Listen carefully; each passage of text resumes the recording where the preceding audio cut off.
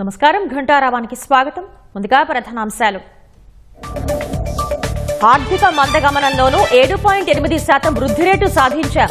అన్ని రంగాల్లోనూ దూసుకువెళ్తున్నామన్న ప్రధాని.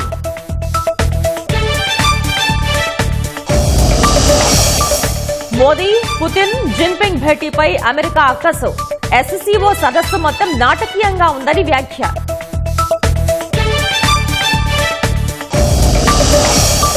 కడప జిల్లాలో రప్పారప్ప అంటూ రెచ్చిపోతున్న వైసీపీ శ్రేణులు. వినాయకుని విగ్రహం వెనుక గొడ్డలి గుర్తుతో అరాచక రాతలు. వాయువ్య బంగాళాఖాతంలో అల్పపీడనం.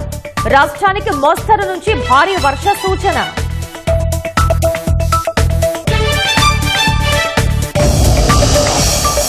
లండన్లో 2 కార్లు ఢీ, 2 హైదరాబాద్ వాసులు మృతి. గణేష్ నిమజ్జనానికి వెళ్లి వస్తుండగా ప్రమాదం.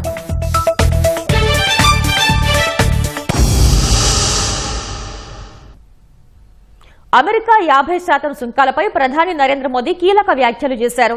ఇతరుల ఆర్థిక స్వార్థం వల్ల ఎన్నో సవాళ్లు ఎదురైనప్పటికీ భారత్ వేగంగా అభివృద్ధి చెందుతోందన్నారు. ఈ ఏడాది తొలి త్రైమాసికంలో 7.8% వృద్ధి రేటును సాధించినట్లు చెప్పారు. దేశ ఆర్థిక వ్యవస్థ అంచనాలను మించి రాణిస్తోందన్నారు. ఢిల్లీలో సెమీకాన్ ఇండియా సదస్సులో పాల్గొన్న ప్రధాని మోదీ ప్రపంచవ్యాప్తంగా అనిశ్చితి నెలకొన్నప్పటికీ భారత్ మాత్రం స్థిరంగా అభివృద్ధి వైపు అడుగులు వేస్తోందన్నారు. ప్రపంచంలోని వివిధ కంపెనీలు మేక్ ఇన్ ఇండియా కోసం భారత్కు రావాలని, ప్రపంచం కోసం తయారీలు చేపట్టాలని ప్రధాని మోదీ పిలుపునిచ్చారు. ఎన్డీఏ పాలనలో భారత్లో రాజకీయ స్థిరత్వం, ఆర్థిక స్థిరత్వం, విధానాల్లో పారదర్శకత వంటి పలు మార్పులు చోటు చేసుకున్నాయన్నారు.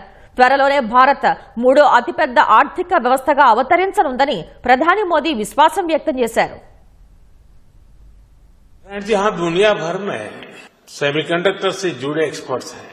40-50 से ज्यादा देशों का यहाँ रिप्रेजेंटेशन है और भारत की इनोवेशन और यूथ पावर भी यहाँ नजर आ रही है. और ये जो कॉम्बिनेशन बना है उसका एक ही मैसेज है, the world trust India, the world believes in India and the world is ready to build the semiconductor future with India. Important partners है.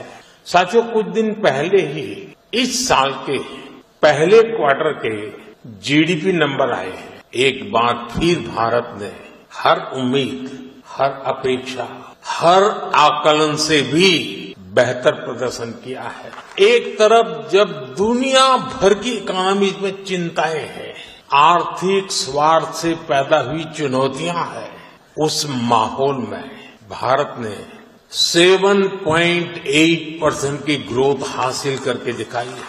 और ये ग्रोथ हर सेक्टर में है. मैन्युफैक्चरिंग, सर्विसेज, एग्रीकल्चर, कंस्ट्रक्शन, हर तरफ उत्साह नजर आ रहा है. भारत आज जितनी तेजी से ग्रो कर रहा है, इससे हम सभी में, इंडस्ट्री में, हर देशवासी में नई ऊर्जा का संचार हो रहा है. फ्रेंड्स, भारत की स्पीड क्या है ये भी मैं आपके सामने रखना चाहता हूं. साल 2021 में हमने सेमिकॉन इंडिया प्रोग्राम शुरू किया.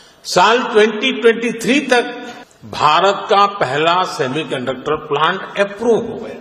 साल 2024 में हमने कुछ और प्लांट्स अप्रूव किए. साल 2025 में हमने 5 और प्रोजेक्ट्स क्लियर किए. कुल मिलाकर सेमीकंडक्टर के 10 प्रोजेक्ट्स में $18 बिलियन यानी 1.5 लाख करोड़ रुपए से अधिक का इन्वेस्टमेंट हो रहा है. ये भारत पर दुनिया के बढ़ रहे भरोसे को दिखाता है. साथियों, आप जानते हैं सेमीकंडक्टर्स में स्पीड मैटर करती है. फाइल से फैक्ट्री का समय जितना कम होगा, जितना कम पेपर वर्क होगा, वेफर वर्क उतना जल्दी शुरू हो पाएगा. इसी अप्रोच भाव के साथ हमारी सरकार काम कर रही है. हमने नेशनल सिंगल विंडो सिस्टम लागू किया है. इससे केंद्र और राज्यों के सारे अप्रूवल्स एक ही प्लेटफॉर्म पर मिल रहे हैं. इससे हमारे इन्वेस्टर्स बहुत सारे पेपर वर्क से मुक्त हो गए. आज देश भर में plug and play infrastructure model पर सेमीकंडक्टर पार्क्स बनाए जा रहे हैं.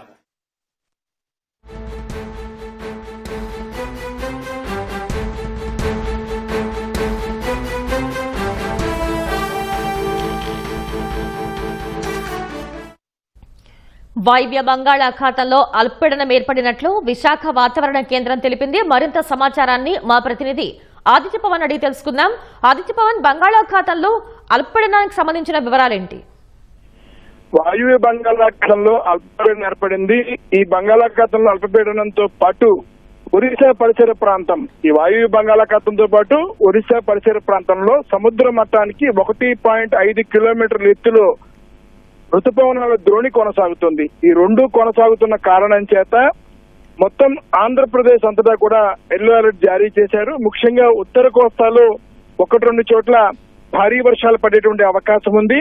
అలాగే మిగిలినటువంటి దక్షిణ కోస్తా, రాయలసీమ ప్రాంతాల్లో కూడా వర్షాలు పడే అవకాశం ఉంది. ముఖ్యంగా ఈ అల్పపీడన ప్రభావం మరో 2 రోజుల పాటు కొనసాగుతుందని వాతావరణ శాఖ నిపుణులు చెప్తున్నారు.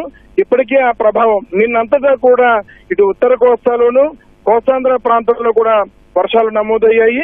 అయితే మరో 2 రోజుల పాటు ఈ అల్పపీడన ప్రభావం కొనసాగుతుందని వాతావరణ శాఖ అధికారులు చెప్తున్నారు. అయితే ముఖ్యంగా ఇది ఒరిస్సా పరిసర ప్రాంతంలో కొనసాగుతుంది కాబట్టి ఒకవేళ బలపడినట్లయితే ఒరిస్సా ప్రాంతంలోనూ, ఉత్తర కోస్తా ప్రాంతంలో కూడా ఎక్కువ భారీ వర్షాలు ఉంటాయనే అభిప్రాయం వ్యక్తం చేశారు.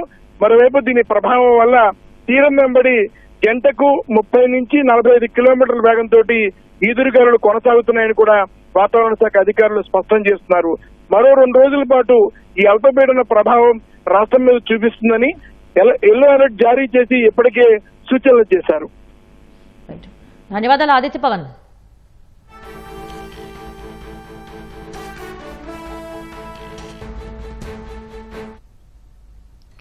నిధుల దుర్వినియోగం కేసులో ఫైర్ సేఫ్టీ మాజీ డీజీ సంజయ్ ను ఎస్సీబీ అధికారులు ప్రశ్నిస్తున్నారు. కోర్టు అనుమతితో విజయవాడ జిల్లా జైలు నుంచి జీజీహెచ్ కు తరలించిన పోలీసులు వైద్య పరీక్షల తర్వాత గొల్లపూడిలోని ఏసీబీ కార్యాలయానికి సంజయ్ ను తీసుకువెళ్లారు. 3 రోజుల పాటు ఏసీబీ కస్టడీలో సంజయ్ ను విచారించనున్నారు. సాయంత్రం 6 గంటల వరకు సంజయ్ ను ఏసీబీ అధికారులు ప్రశ్నించనున్నారు. రప్పా రప్పా అనే సినిమా డైలాగ్ రాజకీయంగా పెద్ద దుమారమే రేపింది. ఈ డైలాగ్ ను వైసీపీ నేతలు, కార్యకర్తలు గతంలో జగన్ పర్యటనలో పోస్టర్లపై ప్రదర్శిస్తూ రెచ్చిపోయారు. ఫ్లెక్సీల్లో సినిమా డైలాగ్ పెట్టినా తప్పేనా అంటూ జగన్ సైతం వాటిని సమర్థించడంతో వైసీపీ శ్రేణిలో పిచ్చి పరాకాష్ఠకు చేరింది. ఈ విష సంస్కృతిని దేవుళ్లకు పాకించారు. మరో అడుగు ముందుకేసిన వైసీపీ మూకలు రప్పా రప్పా 2.0 అంటూ రెచ్చిపోతున్నారు. కడప జిల్లా ఎర్రగుంట్ల మండలం పెద్దనపాడు గ్రామంలో ఏర్పాటు చేసిన ఓ గణనాథుని ప్రతిమ వెనుక భాగంలో 2.0 రప్పా రప్పా వైఎస్ఆర్ అంటూ రాశారు. అంతేకాదు ఆ కిందనే ఎరుపు రంగుతో గొడ్డలి గుర్తును పెయింటింగ్ చేశారు. ఇలాంటి అరాచక రాతలు రాసి ఉన్న బొజ్జ గణపయ్యను వైసీపీ కార్యకర్తలు పైకి ఎగరేస్తూ కేరింతలు కొట్టారు. 3 రోజుల క్రితం జరిగిన వినాయక నిమజ్జనం ఊరేగింపులో బయటపడిన ఈ అరాచక దృశ్యాలు సామాజిక మాధ్యమాల్లో వైరల్ గా మారాయి. దేవుడి శోభాయాత్రలో ఇలాంటి చోద్యం ఏంటనే విమర్శలు వెల్లువెత్తుతున్నాయి. ఈ ఘటనపై ఎర్రగుంట్ల పోలీసులు విచారణ చేపట్టినట్లు సమాచారం. కొందరు వ్యక్తుల్ని స్టేషన్ కు పిలిపించి గట్టిగా కౌన్సిలింగ్ ఇచ్చినట్లు తెలుస్తోంది.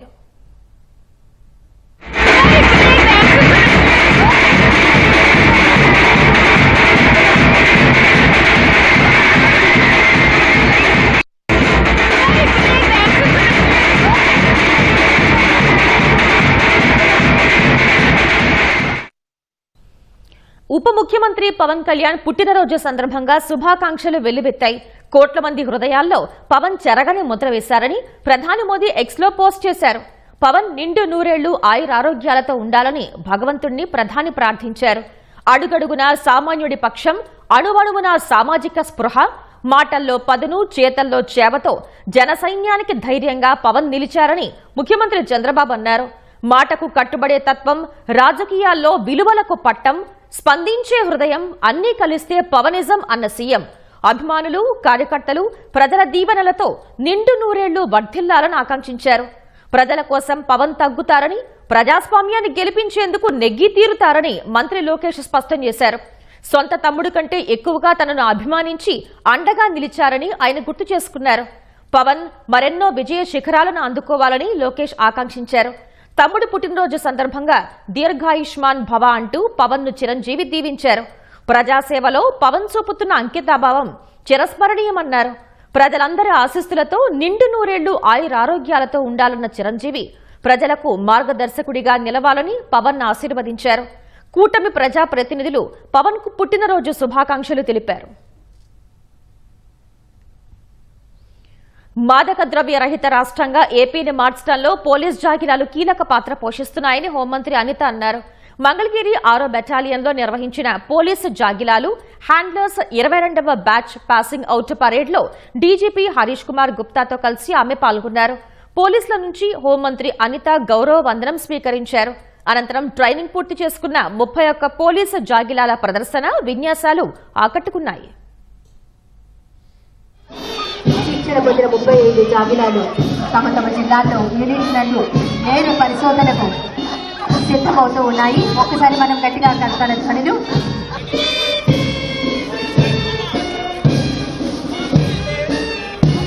తమ హ్యాండ్లెస్ తో కలిసి నమస్తే చేయబోతున్నారు.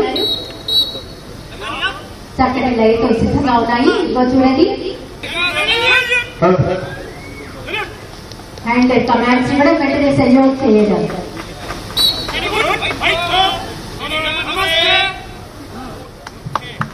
గౌరవనీయులైన వీఐపీలకు అభిముఖంగా ఈ క్షణం మనకి తమ 2 ఫ్రెండ్స్ లెక్క పైకెత్తి అంతగా నమస్తే చెప్తున్నాయి. ఒకసారి మనం గట్టిగా కట్టాలి. అందిద్దాం. జాగిలం ఒక్కొక్క హడిల్ను దాచుకుంటూ అగ్ని జ్వాలలను సైతం లెక్క చేయకుండా తన హ్యాండ్లర్ ఇచ్చిన కమాండ్ ను పాటించడమే లక్ష్యంగా ముందుకు సాగిపోతుంది. ఏ దోమలో వచ్చిందో అదే దోమలో అగ్ని జ్వాలను సైతం దాటుకుంటూ హ్యాండ్లర్ అప్పగించిన పని చేయడమే లక్ష్యంగా. ఇంకా ఏమైనా అనుమానితులు ఉన్నారా అని చెప్పి డాగ్ ద్వారా చెక్ చేయించడం జరిగింది.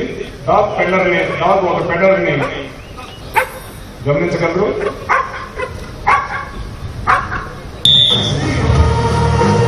ఇదే మన కెనైన్ శక్తి శిక్షణ. భారతదేశంలో కానీ ప్రపంచంలో కానీ ఎక్కడైనా సరే అనుమానిత వస్తువులను గుర్తించడానికి వీలుగా మనం ఈ జాగిలాన్ని ఉపయోగిస్తున్నాము. ఈ ప్రదర్శనలో జాగిలం అనుమానిత వస్తువులను గుర్తించి మాస్టర్కి ఇచ్చిన ఇండికేషన్ మీద ఆ వస్తువుని మనం ఓపెన్ చేస్తుంటాం. దాంట్లో అనుమానిత వస్తువులు ఉన్నాయా లేదా అనేది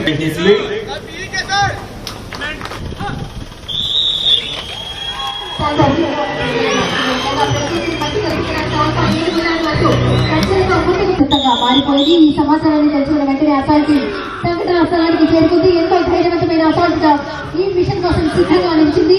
టెర్రరిస్టు ఆయుధాలతో నేర్పించింది. టెర్రరిస్టు నేర పరిశోధనలోనే కానీ ప్రజల భద్రత విషయంలోనే కానీ జాగిలాల పాత్ర ఎంత ఎక్కువ ఉందంటే మనందరికీ కూడా తెలుసు.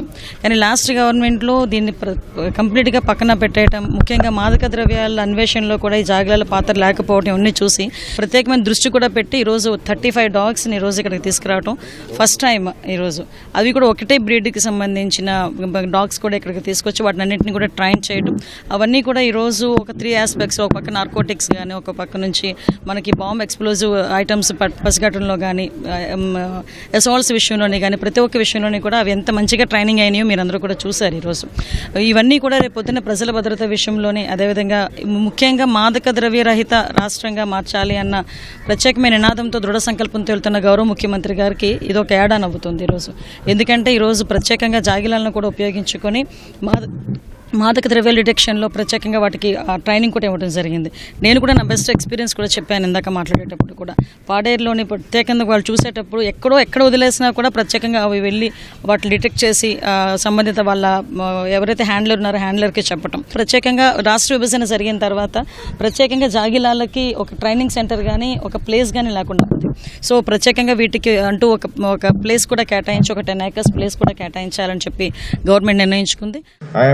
Incredibly proud to announce that the first time in our history of Andhra Pradesh Police, we have successfully implemented dual trade training for our canines. The induction of world's best breed Belgian Malinois into the police force will definitely improve the quality of work. This revolutionary step has equipped 15 canines with dual skills in explosive detection and tracking, 18 canines with dual skills in narcotics detection and tracking, 2 canines with specialist due training in assault and explosive. This is a new training batch, has a clear and strategic purpose. I want to specifically highlight that 18 out of the 35 canines in this batch have been trained in narcotics detection. This is just not a coincidence. It's a clear statement of our department's sincere and unwavering commitment to the eradication of narcotics from our state. పులివెందులలో జగన్ను కలిసేందుకు YCP కార్యకర్తలకు VIP పాస్లు జారీ చేయడంపై మంత్రి Nara Lokesh వ్యంగ్యాస్త్రాలు సంధించారు. Cinema ఫంక్షన్లకు VIP పాస్లు ఇవ్వడం విన్నాం కానీ సొంత నియోజకవర్గంలో సొంత పార్టీ కార్యకర్తలను కలవటానికి వీఐపీ పాస్లు ఇవ్వటం ఏంటని విస్మయం వ్యక్తం చేశారు. సమస్యలు చెప్పుకునేందుకు వచ్చిన కార్యకర్తలకు పాస్లు జారీ చేయటం ఏంటని ఎద్దేవా చేశారు. ఈ పాస్ల గోల ఏంటో, ఇలాంటి విడ్డూరం ఎప్పుడూ వినలేదంటూ చూడలేదంటూ సామాజిక మాధ్యమం ఎక్స్లో లోకేష్ పోస్టు చేశారు.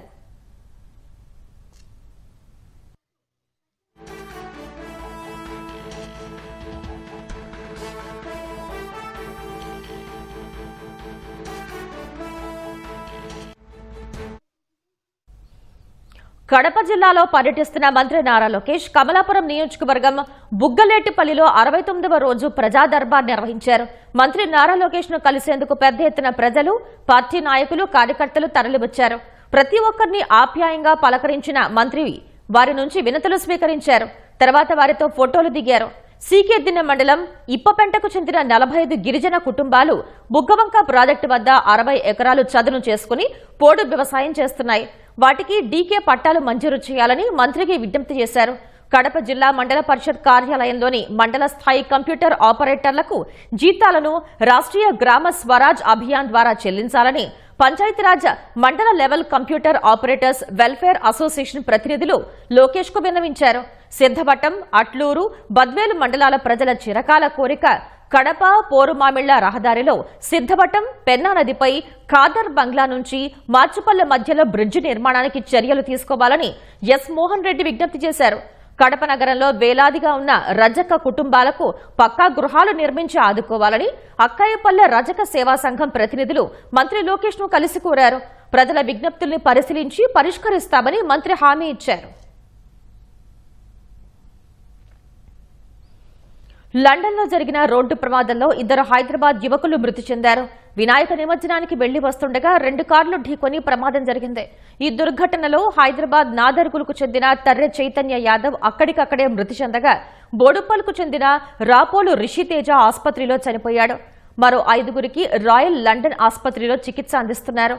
వారిలో 2 పరిస్థితి విషమంగా ఉన్నట్లు తెలుస్తోంది. చికిత్స పొందుతున్న వారిలో సాయి గౌతమ్, నూతన్ తాటికాయల, యువతేజ రెడ్డిగూడెం, వంశీ గొల్ల, వెంకట సుమంత్ పెంటియాల ఉన్నారు. మరో 2 యువకులు గోపీచంద్, మనోహర్ సబ్బానీలను వాహనాలు నడిపినట్లు గుర్తించి పోలీసులు అదుపులోకి తీసుకున్నట్లు సమాచారం. బాధితులంతా తెలుగు రాష్ట్రాలకి చెందిన వారిగా అక్కడి అధికారులు గుర్తించారు.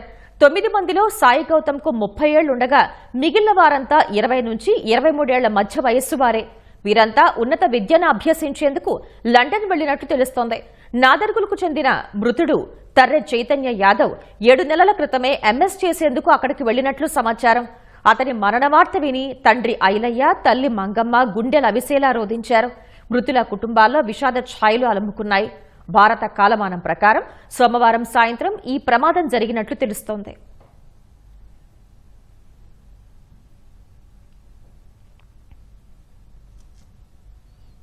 అభిమాన నేతపై ప్రేమను చాటుకునేందుకు వేయించుకున్న పచ్చబొట్టే ఓ వ్యక్తి ప్రాణాలు కాపాడింది. అంత్యక్రియల దాకా వెళ్లిన ఆయన గుండె ఆగకుండా చేసింది. తెలంగాణ వనపర్తి పీర్లగుట్టలో ఈ ఘటన చోటు చేసుకుంది. తైలం రమేష్ అనే వ్యక్తి మాజీ మంత్రి సింగిరెడ్డి నిరంజన్ రెడ్డిపై అభిమానంతో ఛాతీపై పచ్చబొట్టు వేయించుకున్నాడు. కొన్నాళ్లుగా హైదరాబాద్ లో ఉంటుండగా 3 రోజుల క్రితం వనపర్తి పీర్లగుట్టలోని బంధువుల ఇంటికి వెళ్లాడు. ఆదివారం అల్పాహారం తిన్న తర్వాత అస్వస్థకు గురయ్యాడు. తర్వాత ఎలాంటి చలనం లేకపోవడంతో చనిపోయాడని భావించి అంత్యక్రియలకు సైతం ఏర్పాట్లు చేశారు. ఈ క్రమంలో చివరి చూపు కోసం వచ్చిన నిరంజన్ రెడ్డి రమేష్ గుండెపై ఉన్న పచ్చబొట్టు చూస్తుండగా ఊపిరి పీల్చుకుంటున్నట్లు గమనించారు. వెంటనే పూలమాలలు తీయించారు. పేరు పెట్టి పిలవగా కొద్దిగా కనురెప్పలు కదిలించడంతో ఆసుపత్రికి తరలించారు. గంట తర్వాత కళ్లు తెరవటంతో కుటుంబ సభ్యులు, బంధువులు ఆనందాశ్చర్యాలకు గురయ్యారు. వైద్యుల సూచన మేరకు రమేష్ ను హైదరాబాద్లోని లిమ్స్ కు తరలించారు. ప్రస్తుతం ఆయన ఆరోగ్యం నిలకడగా ఉన్నట్టు తెలుస్తోంది.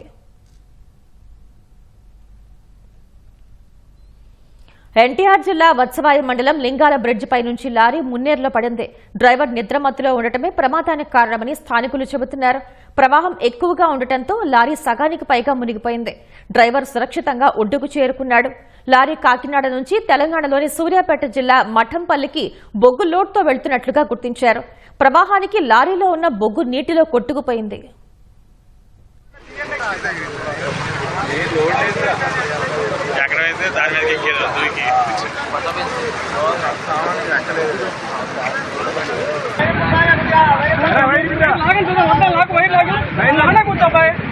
ఏం కాదు కానీ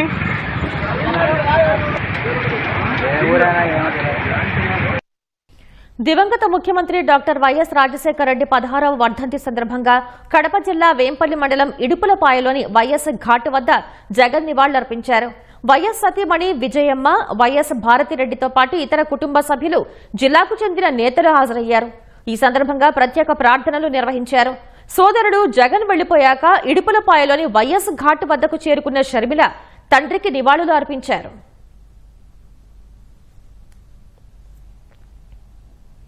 కర్నూలులో 2 వేర్వేరు ప్రాంతాల్లో ఇద్దరు హత్యకు గురి కావటం కలకలం రేపింది.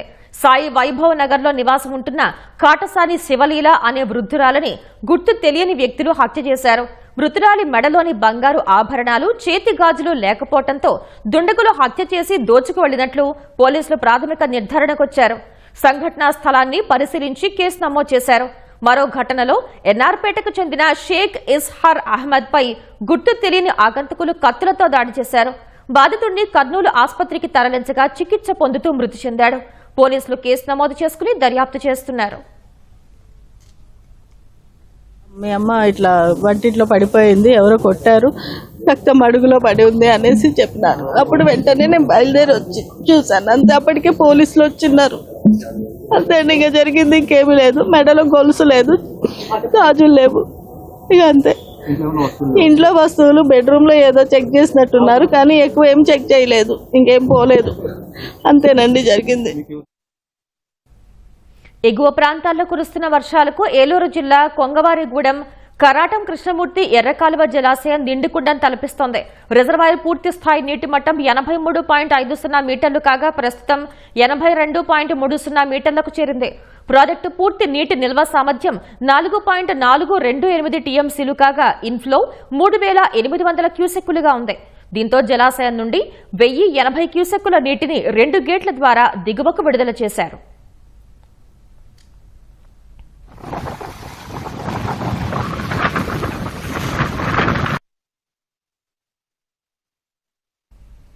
మరికొన్ని రోజుల్లో విజయవాడ పశ్చిమ బైపాస్ లో సౌర కాంతులు వెదజల్లనున్నాయి.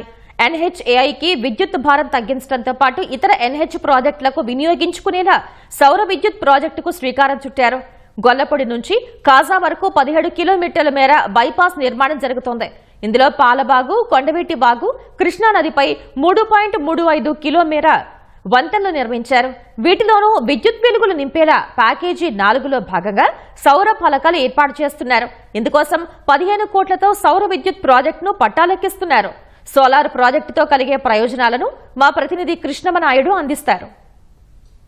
దేశంలో నానాటికి జనాభా పెరిగిపోతుంది, అందుకు అనుగుణంగా కరెంటు డిమాండ్ కూడా పెరుగుతోంది. ఈ క్రమంలోనే సౌర విద్యుత్ వైపు అడుగులు వేయాలని కేంద్ర ప్రభుత్వం భావించింది. 2030 నాటికి 500 గిగావాట్ల విద్యుత్ ఉత్పత్తి లక్ష్యంగా పెట్టుకుంది. ఇందులో భాగంగానే నేషనల్ హైవేలపై సోలార్ పలకలు పెట్టాలని నిర్ణయించుకుంది. ఎన్హెచ్ అథారిటీ కూడా ఇందులో భాగంగానే అడుగులు వేస్తుంది. ప్రస్తుతం మనం పశ్చిమ బైపాస్లో ఉన్నాము. ఈ పశ్చిమ బైపాస్లో ఇప్పటికే సోలార్ పలకలు ఏర్పాటు చేశారు. మరికొన్ని రోజుల్లో కృష్ణానదిపై నిర్మించినటువంటి బ్రిడ్జిపై కూడా సోలార్ పలకలు పెట్టనున్నారు. అసలు ఈ సోలార్ పలకలు పెట్టడం వల్ల ఉన్నటువంటి ప్రయోజనాలు ఏంటో ఒకసారి పరిశీలిద్దాం. రాష్ట్రానికి తలమానికంగా ఉన్నటువంటి విజయవాడ నగరం రోజురోజుకు పెరిగిపోతుంది. అందుకు అనుగుణంగా వాహనదారులు పెరిగిపోతున్నటువంటి క్రమంలో హైవేల నిర్మాణం కూడా చేపట్టాలని రాష్ట్ర ప్రభుత్వం నిర్ణయించింది.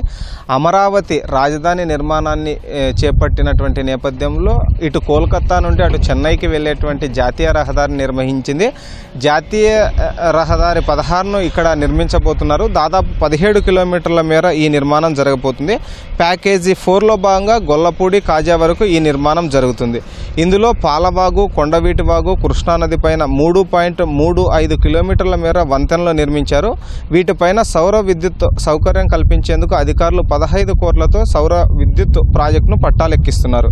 గొల్లపూడి దాటాక కృష్ణానది పైన నిర్మించిన కృష్ణా బ్రిడ్జిపై రహదారి మధ్యలో ఉన్న 4 మీటర్ల వెడల్పు స్థలంలో వరుసగా సౌర ఫలకాలు, విద్యుత్తు నిల్వ చేసే పరికరాలు సైతం అమర్చనున్నారు. ఈ ప్రాజెక్టు పూర్తి చేస్తే దేశంలోనే ఓ వంతెనపై నిర్మించినటువంటి మధ్యలో సౌర ఫలకాల ఏర్పాటు, విద్యుత్ సరఫరా చేసే మొదటి ప్రాజెక్టుగా ఇది రికార్డులకు ఎక్కనున్నదని అధికారులు చెప్పారు. ఈ ఆలోచనతో స్థలం కూడా ఆదా అవుతుందని కూడా అధికారులు చెబుతున్నారు. రహదారిపై మొత్తం 5 పై వంతెనలు, 2 అండర్ పాస్లు ఉన్నాయి. వీటికి కూడా సౌర విద్యుత్ సరఫరా చేయడానికి ఇప్పటికే వీటిపై రహదారిపైన మధ్యలో సౌర ఫలకాలు ఏర్పాటు చేశారు. ఇందుకు సంబంధించినటువంటి విజువల్స్ కూడా మనము చూడవచ్చు. త్వరలో విద్యుత్ సదుపాయం కల్పించేందుకు సన్నాహాలు చేస్తున్నట్లు అధికారులు ఇప్పటికే వెల్లడించారు. దాదాపు 10 లక్షలు ఆదా అవుతుందని అధికారులు చెబుతున్నారు. దాంతోపాటు 20 లక్షల ఆదాయం వస్తుందని కూడా తెలుస్తుంది. గ్రిడ్ ద్వారా అయితే నెలకు 10 లక్షలు ఖర్చు అవుతుంది. ఏదైనా మనకు నేషనల్ హైవేకి సంబంధించినటువంటిది ఉన్నప్పుడు ఆ రహదారి గుండా వెళ్ళేటువంటి మార్గంలో విద్యుత్ సదుపాయం కల్పించడం తప్పనిసరి. ఇరువైపులా లైట్లు వేయాలి. ప్రధానమైనటువంటి రహదారి వెంట లైట్లు అన్నది విద్యుత్ సదుపాయం కల్పించడం అన్నది చాలా ముఖ్యం. ప్రతి నేషనల్ హైవే ప్రాజెక్టుకు ఇరువైపులా విద్యుత్ దీపాలు ఉంటాయి. ఆ దీపాలకి కోట్ల రూపాయల ఖర్చు ఏడాదికి అవుతుంది విద్యుత్కు. సో ఈ క్రమంలోనే దీనికి చెక్ పెట్టడానికే వినూత్నంగా నేషనల్ హైవే అథారిటీ ఆఫ్ అధికారులు ఆలోచించారు. అందులో భాగంగానే ఈ సౌర ఫలకాలని ఇక్కడ ఏర్పాటు చేస్తున్నారు.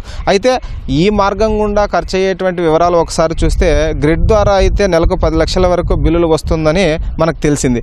ఫలకాల ద్వారా రోజుకు 3 మెగావాట్ల విద్యుత్ ఉత్పత్తి అవుతుందని అధికారులు చెప్పారు. అక్కడ విద్యుత్ అవసరాలకు 1 మెగావాట్ మాత్రమే సరిపోతుంది. మిగిలినటువంటి 2 మెగావాట్ల విద్యుత్తును గ్రిడ్కు విక్రయిస్తే నెలకు దాదాపు 20 లక్షల వరకు ఆదాయం వస్తుందని అధికారులు చెప్పారు. లేదా ఇదే స్థాయిలో మరో ప్రాజెక్టుకు కూడా ఈ విద్యుత్తును వినియోగించుకునేందుకు అవకాశం ఉందని కూడా చెబుతున్నారు. మొత్తానికి ఒక 30 లక్షల రూపాయల మేర నేషనల్ హైవే అథారిటీ ఆఫ్ ఇండియాకు లాభం చేకూరనుందని తెలిసింది. ఇలాంటి ప్రాజెక్టులు చేపట్టడానికి ముఖ్యంగా ఇటు ఏపీలో ఉన్నటువంటి కూటమి ప్రభుత్వం నుండి పూర్తి స్థాయిలో మద్దతు ఉందని కూడా చెబుతున్నారు. ఇటు నేషనల్ హైవేకి సంబంధించి కూడా చాలా మట్టుకు ఈ సోలార్ ప్యానెల్ ఉపయోగించడం వల్ల ఎక్కువ శాతం కరెంటు వృధా అవుతుంది, ఖర్చులు కూడా తగ్గుతుందని అధికారులు చెబుతున్నారు. ఇది ఇక్కడ ఉన్నటువంటి పరిస్థితి. కెమెరామెన్ ఎంపీఎస్ఎన్తో కృష్ణం నాయుడు, ఈటీవీ న్యూస్, కృష్ణానది బ్రిడ్జిపై నుంచి. బాపట్ల జిల్లా కారంచేడులో వినాయక నిమజ్జన ఉత్సవాలు వైభవంగా జరిగాయి. గణనాథునికి ప్రత్యేక పూజలు నిర్వహించిన గ్రామస్తులు నిమజ్జనానికి వాడరేవు సముద్ర తీరానికి తీసుకువెళ్లారు. సంగీత బృందాలు, డీజేలు లేకుండా సంప్రదాయబద్ధంగా మంగళ వాయిద్యాల మధ్య ఊరేగింపు సాగింది. ఈ వేడుకలో చిన్నారులు, మహిళలు నృత్యాలు చేశారు.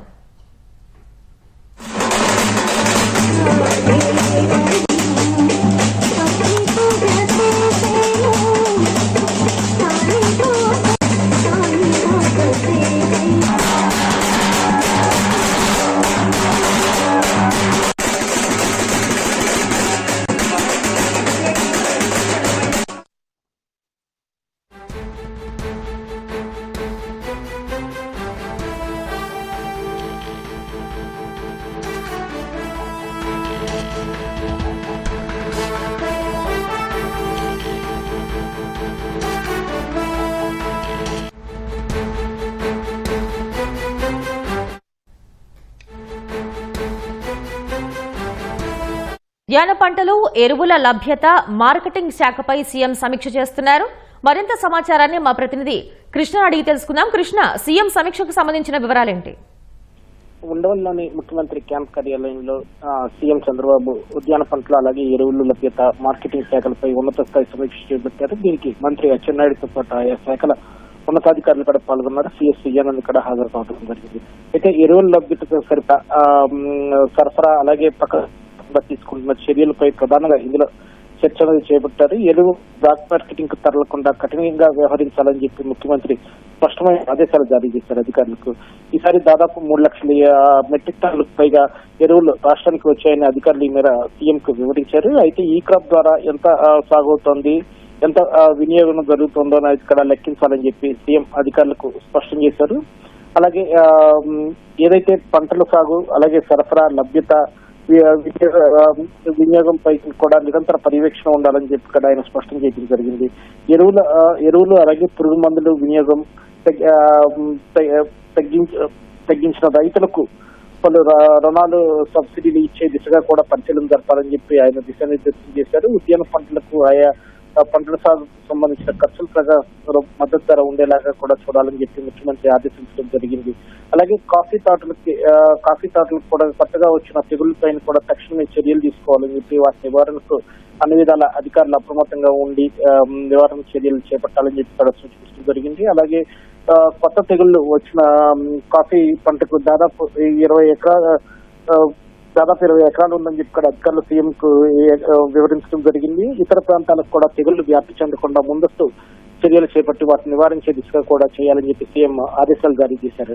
ఇంకా ఈ సమీక్ష తర్వాత ముఖ్యమంత్రి చంద్రబాబు CRDA పైన కూడా సమీక్షించున్నారు. ఏదైతే రాజధాని అమరావతి నిర్మాణంలో ఉన్న భవనాలకు సంబంధించి అలాగే కొత్త వాటికి అనుమతులు మంజూరు వాటి మీద కూడా కీలక నిర్ణయాలు తీసుకున్నారు.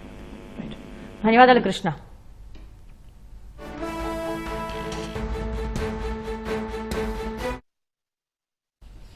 శ్రీశైలం జలాశయానికి వరద ప్రవాహం క్రమంగా తగ్గుతోంది. జూరాల సుంకేస్ల నుంచి శ్రీశైలం ప్రాజెక్టులోకి 2,93,723 క్యూసెక్కులు చేరుతోంది. 9 గేట్ల నెత్తి 2,39,040 క్యూసెక్కులు నాగార్జున సాగర్ కు విడుదల చేస్తున్నారు. పోతిరెడ్డిపాడు హెడ్ రెగ్యులేటరీ నుంచి 30,000 క్యూసెక్కులు, ఎడమగట్టు విద్యుత్ కేంద్రం నుంచి 35,315 క్యూసెక్కులు, కుడిగట్టు విద్యుత్ కేంద్రం నుంచి 30,273 క్యూసెక్కులు విడుదల చేస్తున్నారు. శ్రీశైలం పూర్తి స్థాయి నీటి మట్టం 885 అడుగులు కాగా ప్రస్తుతం 881.70 అడుగులకు చేరింది. ప్రాజెక్టు పూర్తి స్థాయి నీటి నిల్వ సామర్థ్యం 215.80 టీఎంసీలు కాగా ప్రస్తుతం 197.46 టీఎంసీలుగా కొనసాగుతోంది.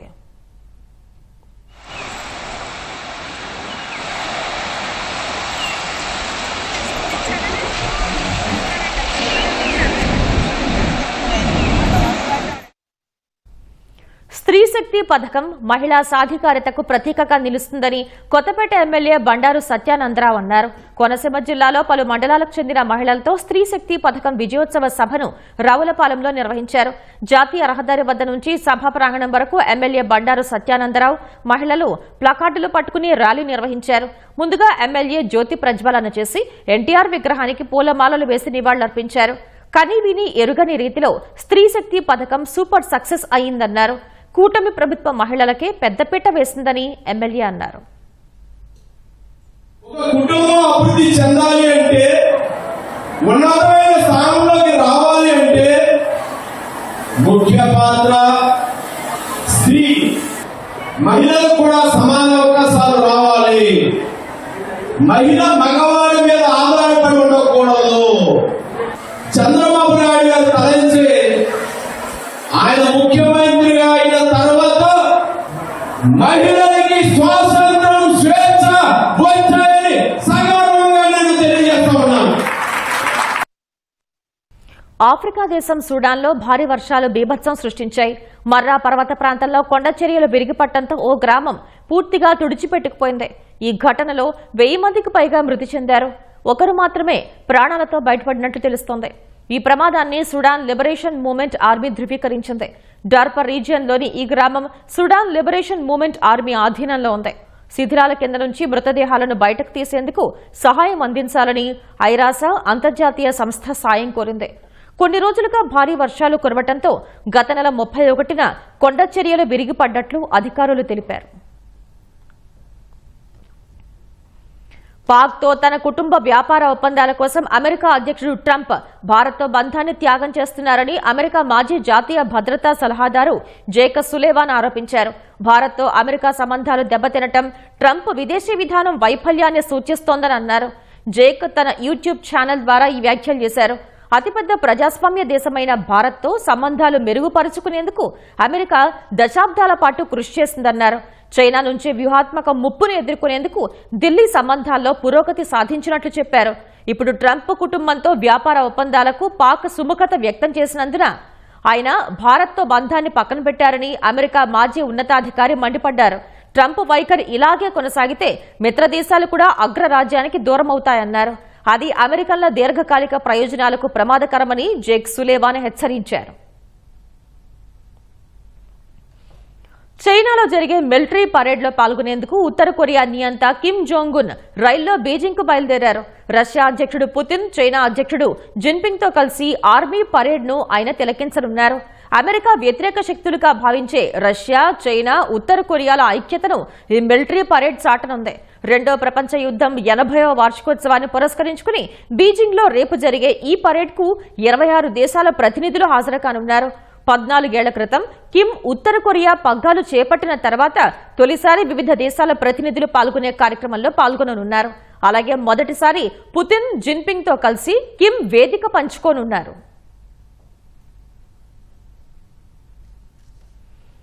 భారీ వర్ష సూచనతో పాటు యమునా నదిలో ప్రవాహ ఉధృతి పెరిగిన వేళ దేశ రాజధాని ఢిల్లీకి ముంపు బెడద పొంచి ఉంది.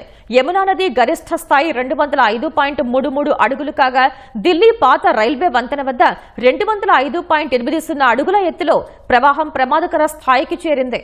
హర్యానాలోని హత్నికుంద్ బ్యారేజీ నుంచి 176,000 క్యూసెక్కులు, వజీరాబాద్ బ్యారేజీ నుంచి 69,210 క్యూసెక్కులు, ఓఖలా బ్యారేజీ నుంచి 73,619 క్యూసెక్కుల వరద వచ్చి చేరుతూ ఉండటంతో యమునా నదిలో ప్రవాహం గంటకు పెరుగుతున్నట్లు అధికారులు తెలిపారు. సాయంత్రానికల్లా యమునా ప్రవాహం 206 అడుగులకు చేరుతుందని అంచనా వేశారు. దీంతో సురక్షిత ప్రదేశాలకు వెళ్లాలని లోతట్టు ప్రాంతాల ప్రజలకు సూచించారు.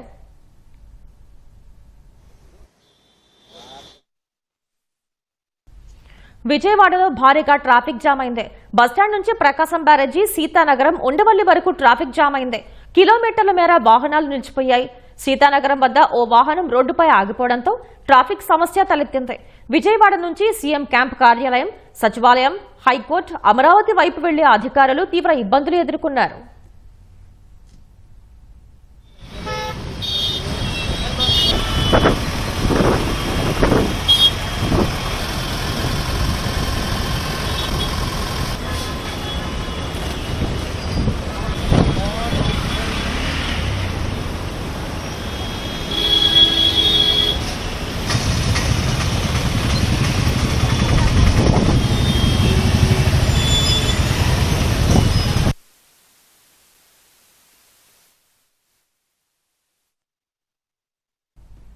ట్రాఫిక్ పద్మవ్యూహం నుంచి విజయవాడ వాసులకు విముక్తి కల్పించేందుకు నగర పోలీసులు వినూత్న కార్యక్రమానికి శ్రీకారం చుట్టనున్నారు.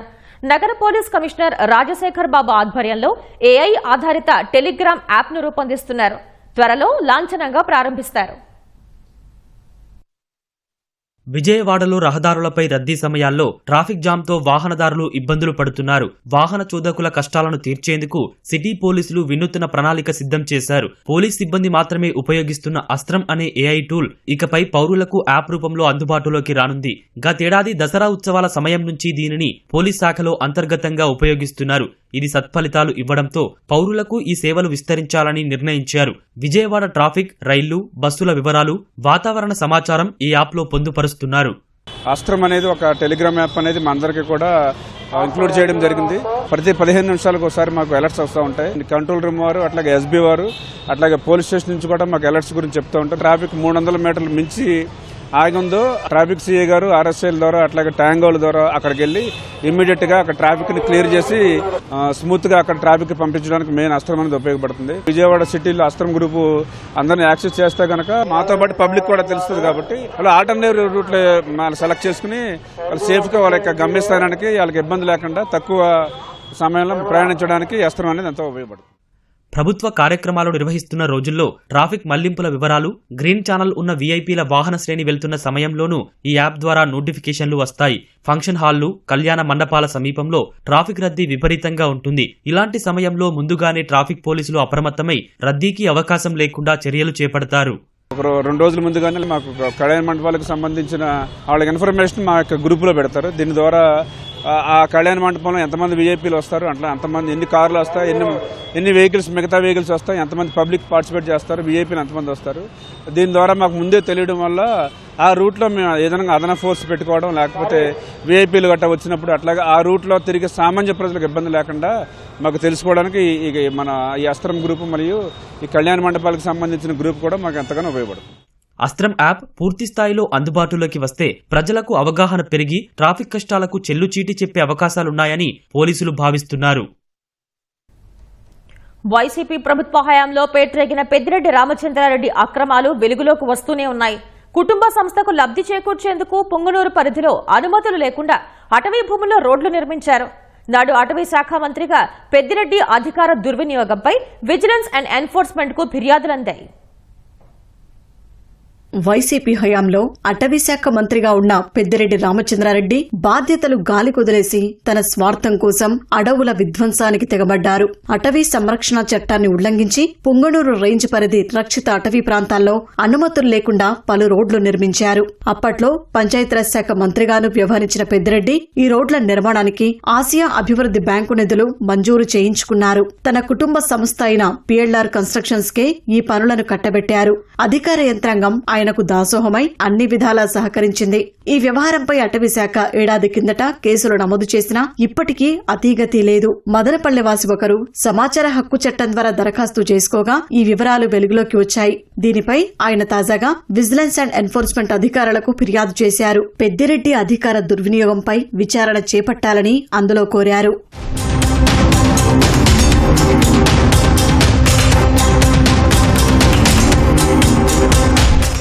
బోయకొండ రక్షిత అటవీ ప్రాంతం కంపార్ట్మెంట్ 103లో పాలెంపల్లి నుంచి ఎల్లారు బయలు వరకు రోడ్డు నిర్మించారు. ఆవులపల్లి రక్షిత అటవీ ప్రాంతం కంపార్ట్మెంట్ 126, 127లో ఊరగుట్ట నుంచి దుర్గంకొండ వరకు రోడ్డు వేశారు.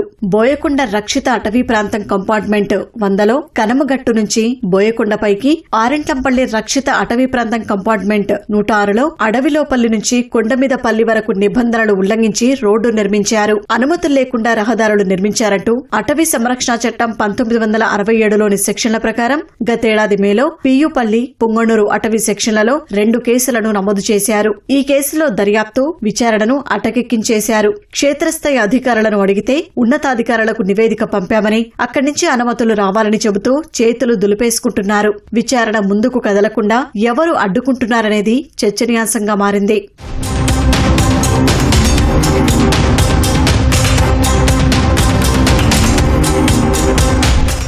వైకాపా ప్రభుత్వ హయాంలో పెద్దిరెడ్డి రామచంద్రారెడ్డి, ఆయన అనుచరగణం పుంగనూరు, మదనపల్లె, తమ్మళ్లపల్లె నియోజకవర్గాల పరిధిలోని అటవీ భూములను పెద్ద ఎత్తున ధ్వంసం చేశారన్న ఆరోపణలు, ఫిర్యాదులు ఉన్నాయి. ప్రధానంగా తన కుటుంబ సంస్థ పిఎల్ఆర్ కన్స్ట్రక్షన్స్ కు లబ్ధి చేకూర్చేందుకు రక్షిత అటవీ ప్రాంతాల్లో ఇష్టానుసారంగా రోడ్లు వేయించి బిల్లులు చేయించుకున్నారు.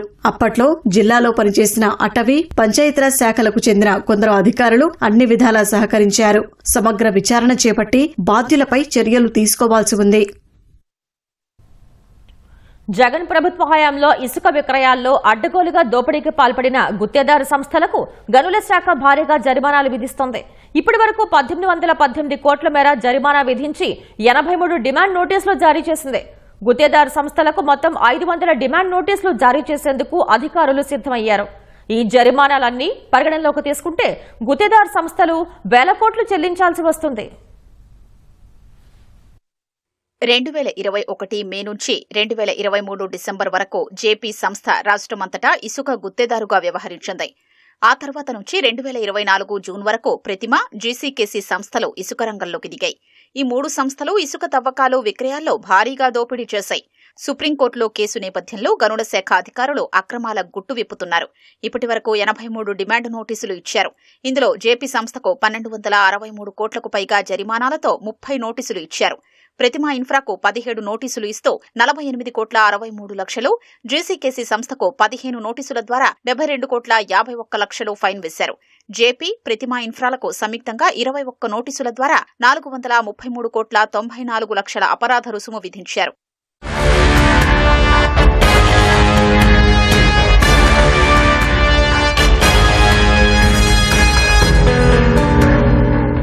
అన్ని జిల్లాల్లో 2021 నుంచి 2024 వరకు అనుమతులు లేని చోట్ల ఇసుక తవ్వకాలపై ఏపీ స్పేస్ అప్లికేషన్ సెంటర్ సాయంతో పరిశీలన చేయించారు. వివిధ నదుల్లో 709 చోట్ల 2611 హెక్టార్ల మేర ఎటువంటి అనుమతులు లేకుండా 3.91 కోట్ల టన్నుల ఇసుక తవ్వకాలు జరిగాయని ఏపీ శాఖ నివేదిక అందజేసింది. దీంతో తొలుత 3 సంస్థలకు 83 తాఖీదులు ఇచ్చి తరువాత వాటికి జరిమానాలతో డిమాండ్ నోటీసులు ఇచ్చారు. ఆ తర్వాత మరిన్ని జిల్లాల్లో 3 సంస్థలకు మరో 337 నోటీసులు జారీ చేశారు. ఇందులో జేపీ సంస్థకు 256, ప్రతిమకు 73, జేసీకేసీకి 8 నోటీసులు ఉన్నాయి. అత్యధికంగా శ్రీకాకుళం జిల్లాలో 82, ఎన్టీఆర్, పల్నాడు జిల్లాల్లో 39, గుంటూరులో 36, అనంతపురం జిల్లాలో 35 నోటీసులు జారీ చేశారు. అనుమతులు ఇవ్వని చోట్ల రీచ్ల సరిహద్దుల అవతల నిబంధనలు ఉల్లంఘించి తవ్వకాలు జరిపారని, వీటిపై 15 రోజుల్లో వివరణ ఇవ్వాలని షోకాజ్ నోటీసుల్లో కోరారు. ఆయా గుత్తేదారు సంస్థల నుంచి వివరణలు వచ్చాక వాటికి జరిమానాలతో కూడిన డిమాండ్ నోటీసులు ఇవ్వనున్నారు. తొలుత షోకాజ్ నోటీసులు ఇచ్చి తర్వాత జారీ చేసిన డిమాండ్ నోటీసులు 83, ఇటీవల ఇచ్చిన షోకాజ్ నోటీసులు 337 కలిపి మొత్తం తాఖీదులు 420 అయ్యాయి. ఈ నెలలో మరో 80 వరకు తాఖీదులు జారీ చేసేందుకు గనుల శాఖ అధికారులు సిద్దమవుతున్నారు. అంటే మొత్తం నోటీసుల సంఖ్య 500కు చేరుతుంది. గనుల శాఖ అధికారులు జారీ చేసిన డిమాండ్ నోటీసులపై 3 గుత్తేదారు సంస్థలు హైకోర్టును ఆశ్రయించాయి. అధికారులకు జరిమానాలు విధించే అధికారం లేదంటూ వాదిస్తున్నాయి. అలాగే షోకాజ్ నోటీసుపై వివరణ ఇచ్చేందుకు కూడా పలు వివరాలు ఇవ్వాలంటూ గనుల శాఖ అధికారుల్ని ఆ సంస్థలు కోరుతున్నాయి. ఏపీ శాఖ ఎలా పరిశీలన జరిపింది, ఏ అంశాల్ని పరిగణలోకి తీసుకుంది, లీజుల బయట తవ్వకాలకు ఎలా బాధ్యులమవుతాం అంటూ గుత్తేదారు సంస్థలు అధికారుల వద్ద పేర్కొంటున్నాయి. కృష్ణా జిల్లా ఉంగుటూరులో యూరియా కొరతతో రైతులు ఇబ్బందులు పడుతున్నారు. యూరియా కోసం రైతు సేవా కేంద్రాలకు క్యూ కట్టారు. ఎరువులు కావాలంటూ ఓ రైతు సేవా కేంద్రం ఎదుట వందలాది మంది అన్నదాతలు బారులు తీరారు. అక్కడ ప్రస్తుతం 400 బస్తాల స్టాక్ మాత్రమే ఉండటంతో ఏ మూలకు సరిపోవటం లేదు. ఒక్కో రైతుకు 2 బస్తాల చొప్పున ఇస్తున్నట్లు అధికారులు చెబుతున్నారు. శుక్రవారం మరో 10 లారీల్లో యూరియా బస్తాలు వస్తాయని, అప్పుడు మిగిలిన రైతులకు సరఫరా చేస్తామని వ్యవసాయ శాఖ అధికారులు వెల్లడించారు.